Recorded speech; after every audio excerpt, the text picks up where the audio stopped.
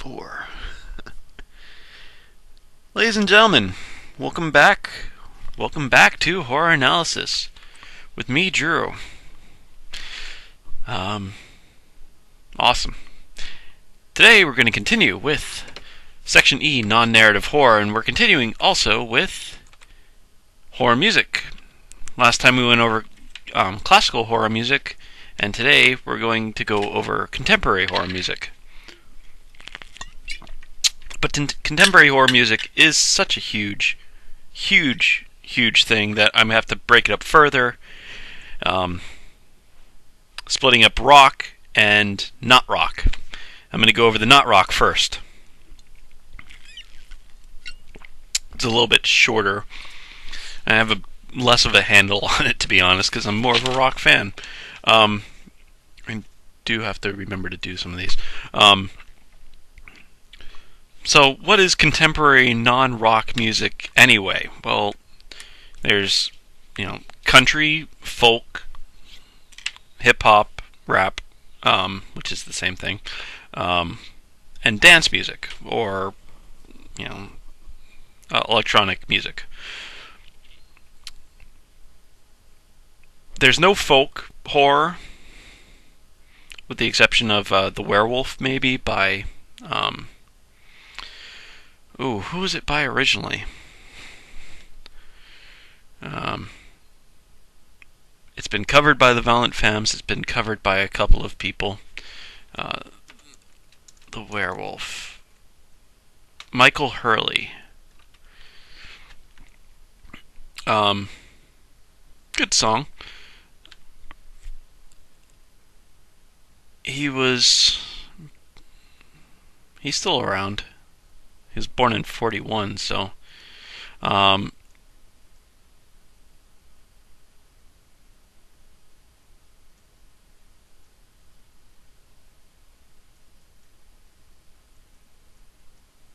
yeah, anyway.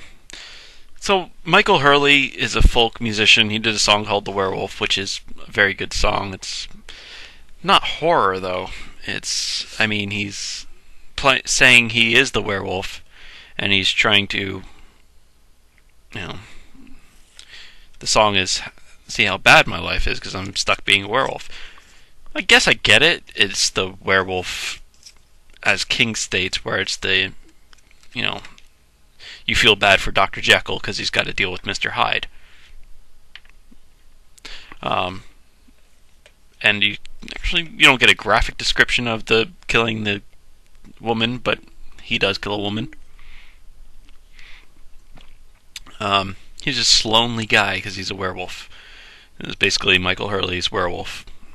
Check it out. It's a good song. Country music? I don't have anything for horror country. That just seems incredibly weird to me. So that leaves rap and hip-hop. Rap, hip-hop, and dance music.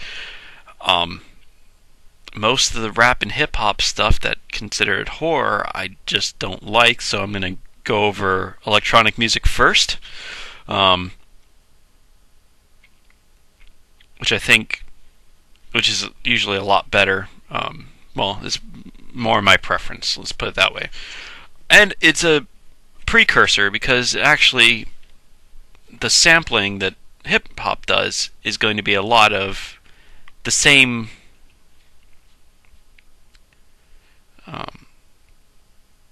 mindset as the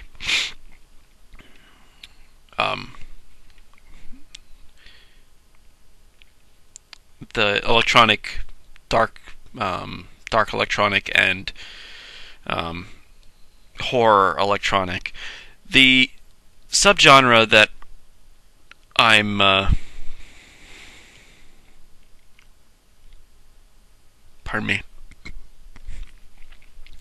thinking of more here is called Witch House. It's not really called Witch House because there's the Wikipedia page on Witch House, which is a very good thing. Actually, it's right here, as well as a list of some people I want to talk about today.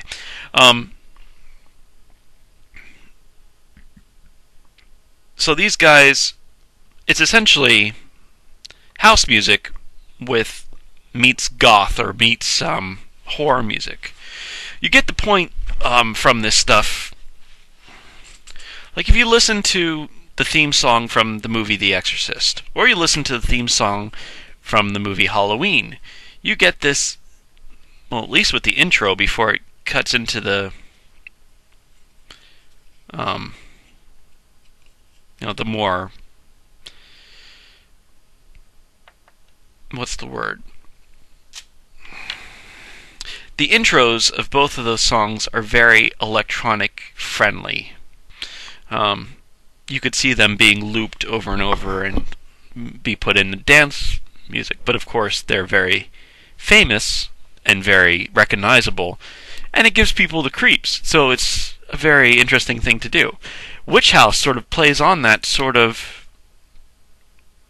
gets those sounds, gets those horror music sounds. If they're from a horror movie or not, they certainly are music that could be from a horror movie that doesn't exist. And puts like the house beats in there as well.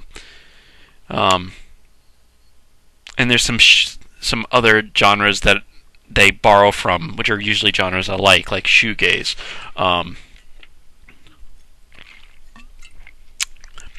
Which is also dark themed and dreamy.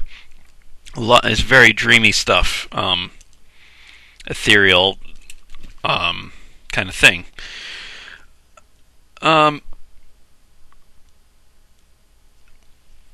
What did I want to talk about on this list? There's some good stuff on here. I don't know why a lot of these bands decide not to use letters. That annoyed me so much. The list comes from the Wikipedia page at the bottom. I cut down a lot of the stuff because I wasn't into it, or it just straight out wasn't horror. But these guys, actually a lot of the ones that don't use normal letters are the better of the ones. I put in Crosses at the top. I didn't actually find it horrific. It's definitely atmospheric, but I put it in because it is Chino Moreno's, who is the lead singer from Deftones.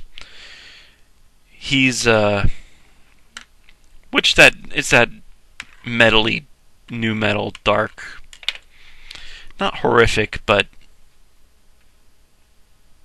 haunting. And of course this Crosses is a haunting side project of his. Let's see. Glass Teeth, which is this, that's what that is supposed to be. Glass Teeth, it's definitely the soundtrack of a horror movie that doesn't really exist kind of vibe. White Knives, Halloween soundtrack vibe, is one of their songs. Girls with a Z at the end, Girlz. Very trippy, disconcerting, and I would definitely recommend, if you get a chance, to check out their music videos, because their music videos are very, very cool and weird and disturbing. Very interesting stuff.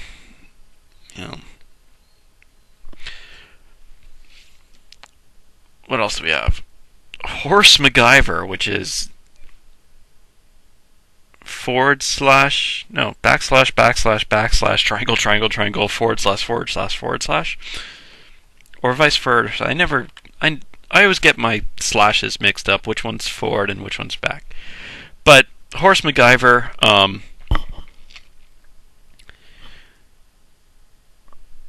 struck me as horror movie music. The stereotypical horror movie music meets stereotypical porn movie music, which is interesting. I'm not saying that it's good. It struck me as noteworthy. So, it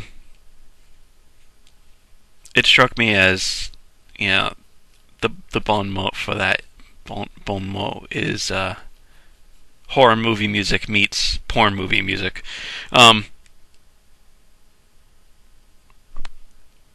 I recommend checking him out. That's all I can say. As I'm going to say for most of these guys. Mater Suspiria Vision, I don't recommend.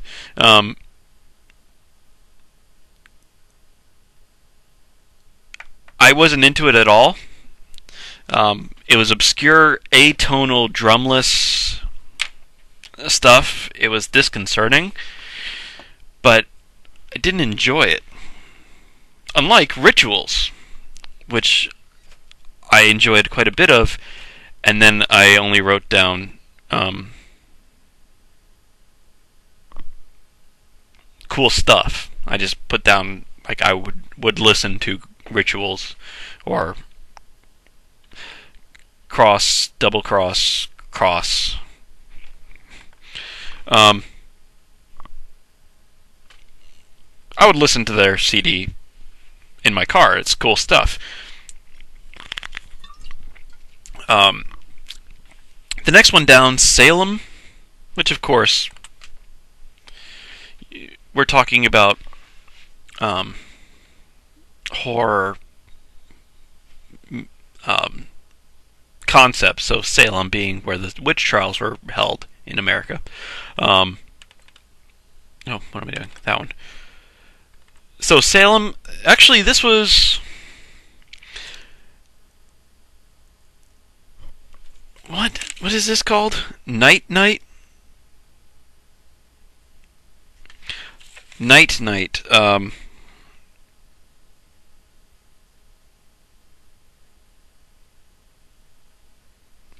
I recommend the music video for Night Night as well. It's Knight Night. So night like in armor, and then night as in this thing that comes after day. My notes on this were, it's a kicking track. Good job, Drew. If dubstep was good, that's my second one, so that's sort of a jab. But if dubstep was good, meets horror movie soundtrack. And I definitely recommend the music video. I mean, electronic music is not my usual thing, but I usually like it if it's a kind I like. There's some that I don't like, but I can listen to it if it strikes my, if it hits my buttons. You know what I mean? So there's The White Ring. The music videos were certainly horror movie-esque. The music didn't really strike me that way. Zola Jesus, which is the vocalist Nico Rosa Danilova. I didn't really strike me as horror, more as haunting or atmospheric. But it's good. And Vessel is a song that I quite enjoyed. And I would recommend Zola Jesus checking it out yourself. Check out the song Vessel. It's kind of haunting. It's good. But I mean, the list on Wikipedia, this page down here, it's got a page worth of stuff here. It's, as you can see, it starts here and then goes all the way down to the bottom. Alphabetical order, or as alphabetical as you can get, because they don't use letters in their names, a lot of them. They use symbols, which is annoying. And I don't know what it is. It's just bad. I wish they wouldn't have done that, because a lot of these are good people, but Glass Teeth, they did it. Rituals, they don't even have a name. They just have regular cross, double cross, regular cross. And it's Rituals with a Z in parentheses. So, some of the stuff just didn't strike me as worth mentioning, but some of this stuff is definitely worth mentioning. Check out the Wikipedia page. Apparently they don't like being called Witch House. I guess it unitasts them, or pigeonholes them, I guess would be the complaint that the artists have about being termed Witch House. Like, there's house music, and then there's, when it gets into the weirder stuff, they're called Witch House, which is sort of a pigeonhole. I can see that. I can see why they'd fight it. But for a subgenre, and Wikipedia is good at subgenres. It's one of the things they do well. It's a good one to check out. I will go over some of the darkwave stuff because it does border on rock a little bit, so I'll go over it again. But Das Ich, D-A-S-I-C-H, with a space in the middle. It was one of my co-workers' favorite electronic music people, and they're labeled in Wikipedia as darkwave, which when I asked him about it, he didn't really think it was, but Destillat was more horror-esque to me than others. A lot of these other bands in the darkwave, Das Ich was a progenitor of darkwave, like one of the guys who came before, and the other people who were into Das Ich went on to this darkwave stuff, and they become more rock focused. So it's worth mentioning, but not really part of non-rock stuff. But Das Ich is an electronic artist. And then we go on to the second part, which is going to be rap hip-hop. And most of this I didn't like at all. The typical name for horror rap or horror hip-hop is horrorcore. It's a hardcore rap taken a step further into horror. It sounds like it. If you get the hardcore rap, I'm not a rap fan, I'm not a hip-hop fan so much. I will listen to some people and I won't listen to others. I'm mostly part of the East Coast school. I like Southern and East Coast New York-based stuff. And we'll be talking about one of those guys anyway. But, a lot of the stuff in this horrorcore genre, the Horrorcore Wikipedia is a good place to check out if you want to find out more about it. I'll go over some of the people that they list, and I'll go over some of the other people that they talk about as well. I tried listening to some of it and pretty much gave up through halfway through each song, with the exception of the ones that I already know and like. In 1980 was the first one that Wikipedia mentions. Jimmy Spicer, Adventures of Super Rhyme, which is essentially Rapper's Delight done, and he talks about hanging out with Dracula or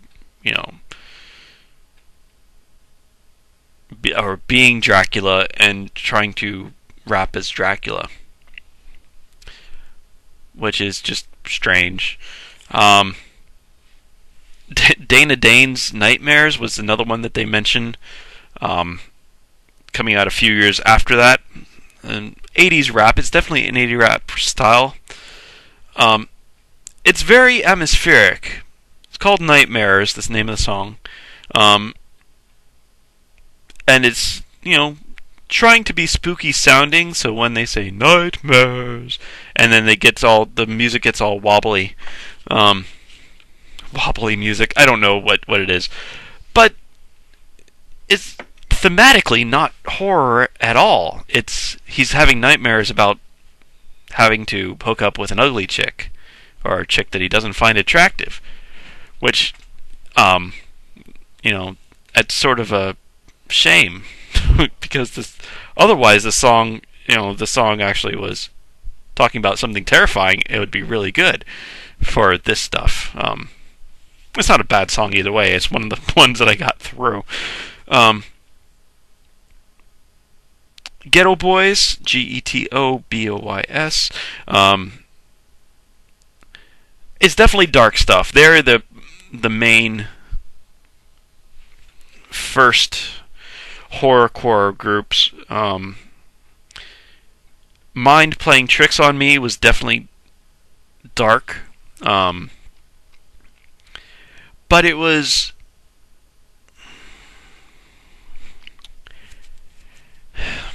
still on the hardcore side. Hardcore before it gets to this horrorcore stuff. Hardcore. Oh, I had to explain this to my mom, so I'm going to explain it to you guys how to explain it to my mom.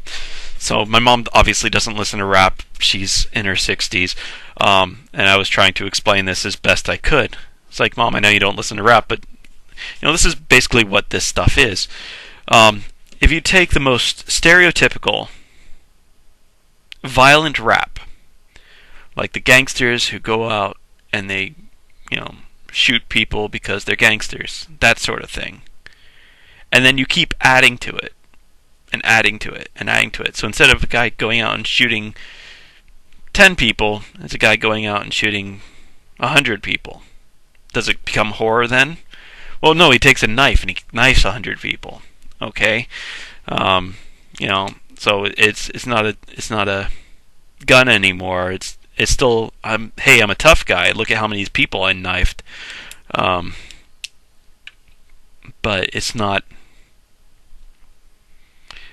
When does just the, oh, look at how tough I am become horror? Well, for me, it doesn't. You can make yourself into the monster. And sometimes they do. They say, oh, not only am I a tough guy, I'm also, a monster. Okay. But, it's the horror movie from the bad guy's perspective. Well, a horror movie from the bad guy's perspective isn't a horror movie. It's nothing.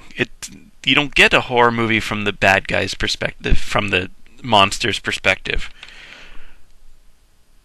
Because that would be awful. No director would ever do that. You never get any. If you never get any sympathy for the characters that are potential victims,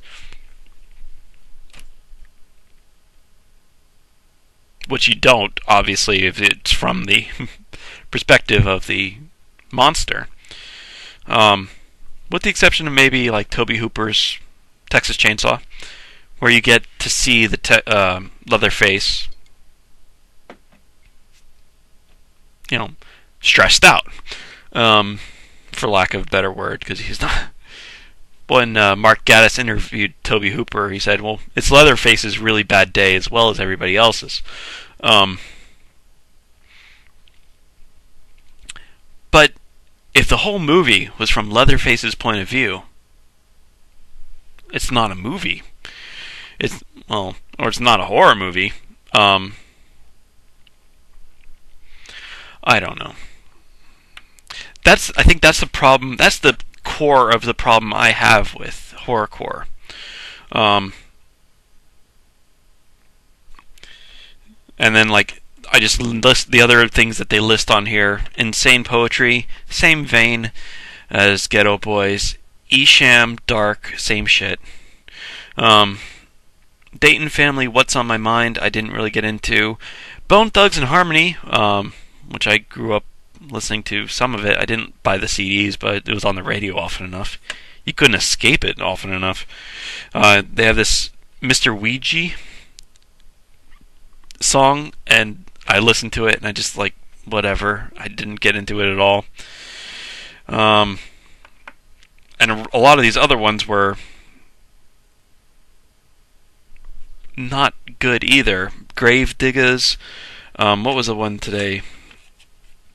Oh, did I lose it? I didn't write it down.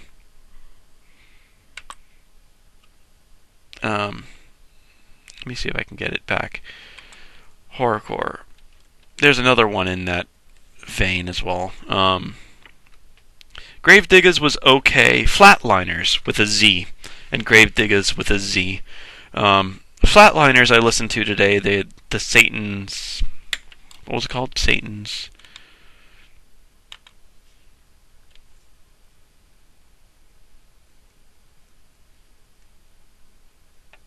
Satanic Verses was a single, and the music video.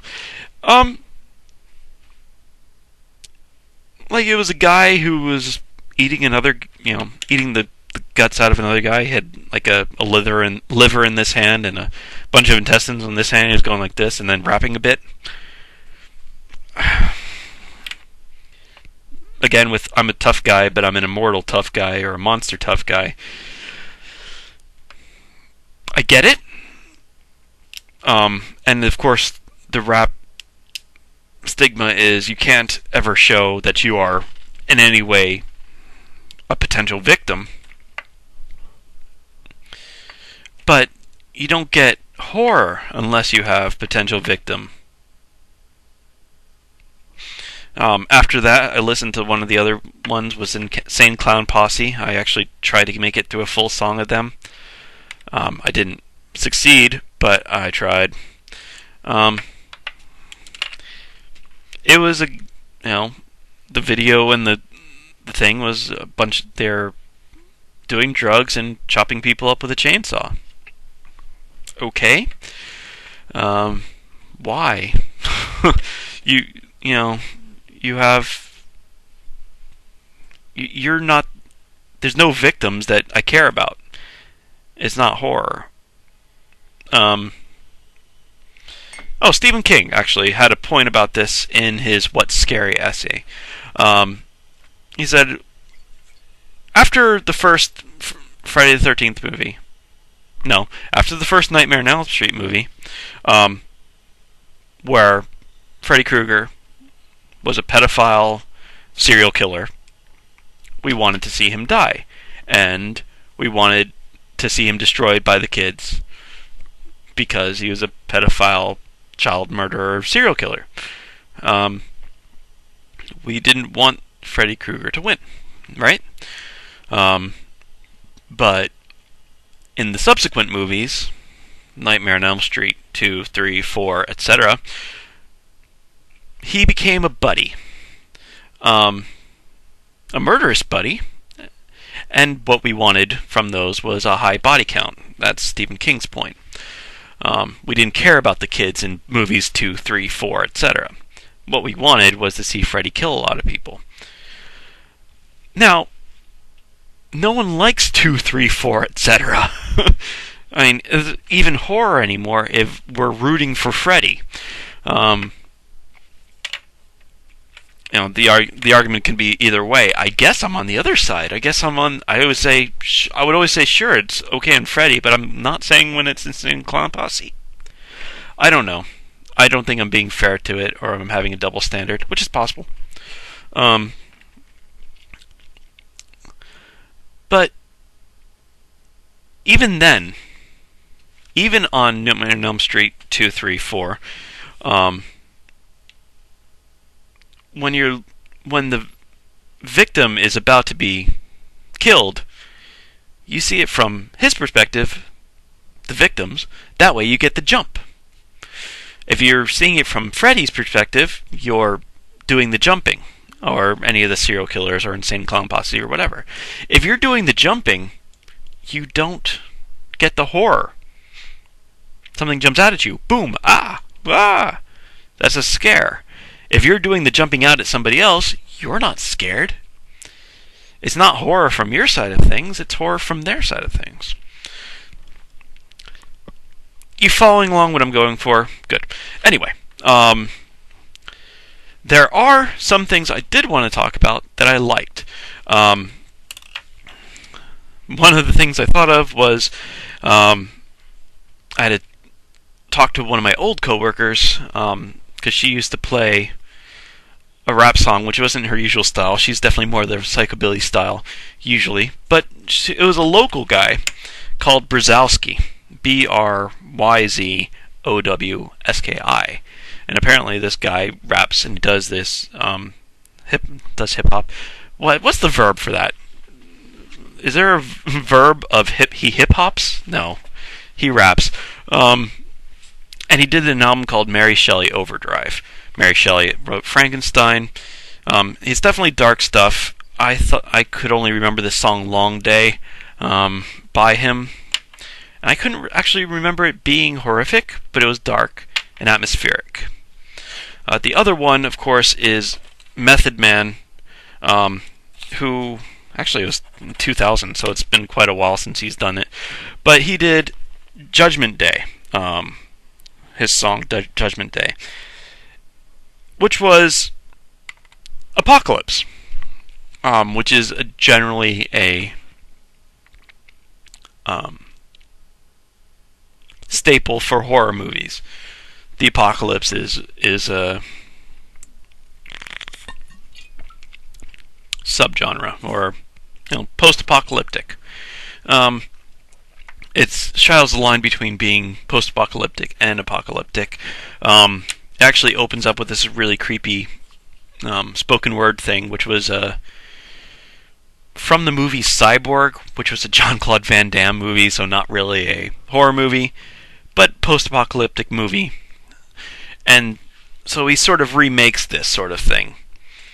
And he's creepy looking, because he's got the full black eyes. And this song is Countdown to Apocalypse. It actually counts down from 10, 9, 8, 7, 6, and he raps, it's a good song. Go and watch the video. It's a great video as well. Right, so horror, rap, hip hop, and stuff. I wasn't sure. I don't like it. The Witch House and the dark electronic music, I was very much into, and I very much recommend. If you're really into horrorcore, leave a comment, make a response video, and let me know, because I don't get it. Maybe I just don't get it, which is possible as well. But it strikes me as trying to be the monster. When you're trying to be the monster, you're not horror anymore, unless you're in some sort of mad scientist thing. Also would be a good thing for horrorcore to start doing, but they're not usually. Overreacher plot, I suppose. But yeah, let me know. Maybe I'm missing something obvious, but I don't think I am. But anyway, next time we're going to go into horror rock, horror punk, horror metal, gothabilly, shock rock, all that stuff. It's good stuff. Goth rock on non-narrative horror.